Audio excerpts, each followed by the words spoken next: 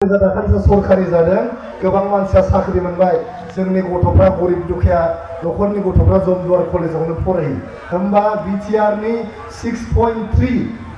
6.3 दफानि गेजेरजों जमदुवार कलेजा सरखारि जादों बे मा नंखाय नामा जोंनि बर' रावा दिनै आसामनि एसोसिएट लेंगुवेज जाबाय आसामनि सरखारि राव जाबाय बिटिआरनि दफानि मथे बे नंखाय नामा दिनै गुवाहाटीनि दिसपुराव थाङोबा आदा जिरावमोना दिसपुराव थाङोबा बर'नि लिरनाय दंजोबसै जेरावबो बर'नि साइनबोर्ड नुगोन दिसपुराव सेक्रेटारियेटआव बे नंखाय नामा दिनै बिटिआरनि सिमाया गहपुरसिम सिमलुगुरिसिम बारायबाय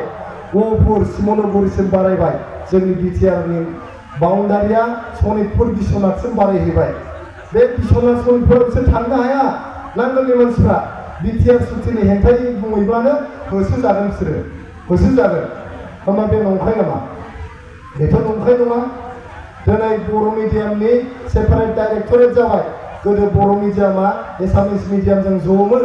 दिनै बर' मिडियामनि स्कुलफोरनि बिजाबफ्रा लेट फैयोमोन गोदो गाज्रियै प्रिन्ट खालामोमोन मैदेरखौ गोजा प्रिन्ट खालामनानै हरोमोन मैदेराथ' गोसोमसो दा बेयो एसामिस मिडियामजों थाफानायखायनो बेखौ मिथियामोन आरो नायामोन दिनै बर' मिडियामनि सेपारेट डाइरेक्टरेट जाबाय बे जिनिसा नंखाय नामा बिथांमोनाव सोर फैयोब्ला बिटिआर सुक्तिखौ नंखाय होननायखौ दिनै बिटिआर सुक्तिनि गेजेरजों गासै बिटिआरआव 52टा समस्ति जानो थांगासिनो दङ बर' मिडियाममोन क्लास 10 सिमल' जों बर' मिडियाम फरायनो हायोमोन आंनो बर' मिडियाम फरायनाय आं क्लास 10 सिमल' फरायनो मोनदों क्लास 11 निफ्राय इंलिश मिडियाम फरायनांगौमोन दिनै क्लास 12 सिम बर' गथ'फ्रा बर' रावजोंनो फरायनो मोनो क्लास 12 सिम गावनि बिमानि राव आंगोनि गोदै बिमा रावजों क्लास 12 सिम जों फरायनो हानाय जाबाय बे बिटिआर सुक्तिनि गेजेरजोंसो जादों होमबा माखौ थगायदों होनदों बिसोरलाय माखौ थगायदों होनदों बिथांमोना बुङो जे एनडिएफबिखौ थगायबाय नै बिथाङा जोंनि एनडिएफबिनि लिडारमोन बिथाङा थगायदोंबा जों मानो दं गबिन्द बसुमतारिया डिपुटि चिफ बिथाङा एनडिएफबिनि चेयारमेनमोन बिथाङा दिनै जोंजों दं रन्जित बसुमतारि फेरेंगा बियो एनडिएफबिनि सेक्रेटारि जेनेरेलमोन दिनै बिथाङा जोंनि सरकाराव दं इएम जानानै थगायदोंबा मानो इएम जानानै दं मानो इएम जानानै दं गतिके बिथांमोना नंखायै फोसावगासिनो दं थगायगासिनो दं बिथांमोना आसलते गोबां दाय गैयै सुबुंनि गोजा थैया बिथांमोननि आखायाव नांनानै दं दाबो दाय गैयै सुबुंनि गोजा थैया आखायाव नांनानै दं जायनि थाखाय पाप नांदों 17 जन देरहानायनि उनावबो दिनै गावसिनि एमसिएलएखौ हमथानो हायाखै गावसिनि एमसिएलएखौ हमथानो हायाखै फारि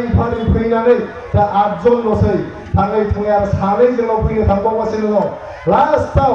बिगुमैजों बिबदांजोंल' थासिगोन बियो बिगुमै आरो बिबदांनिल' पार्टि जानानै थासिगोन बिगुमै आरो बिबदां आरो बेनि बिबदांनि आखला ओरैबायदि गाज्रि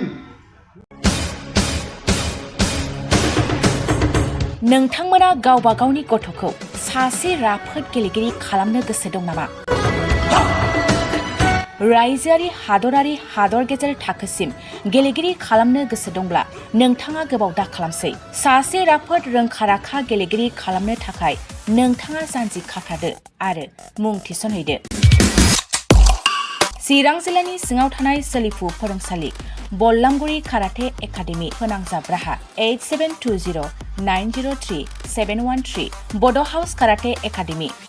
दलाइगाव फोनांजाब राहा 6900451157 बेंटल काराटे एकाडेमि फोनांजाब राहा 9678041226 बिरनगाव काराटे एकाडेमि फोनांजाब राहा 6901341656 आरो दालिगाव काराटे एकाडेमि फोनांजाब राहा 8720903713 बैफोर मख'नाय सोलोंसालिनिफ्राय सिगांनिफ्रायनो रायजोआरि हादरारि हादर गेजेरारि थाखोनिफ्राय बान्था मोननो हानाय सोलोंसाफोर मोननो हाबोनाय सोलोंसालि बे मख'नाय फोरोंसालियाव रोंगौथि गोनां फोरोंगिरिया फोरोंथाय होनानै नोंथांनि गथ'खौ सासे राफोद गेलेगिरि सोरजिनायाव मदद आरो जाफुंसार खालामगोन अब्ला मानोथो गोबाव खालामनो थाबैनो मुं थिसनहैदो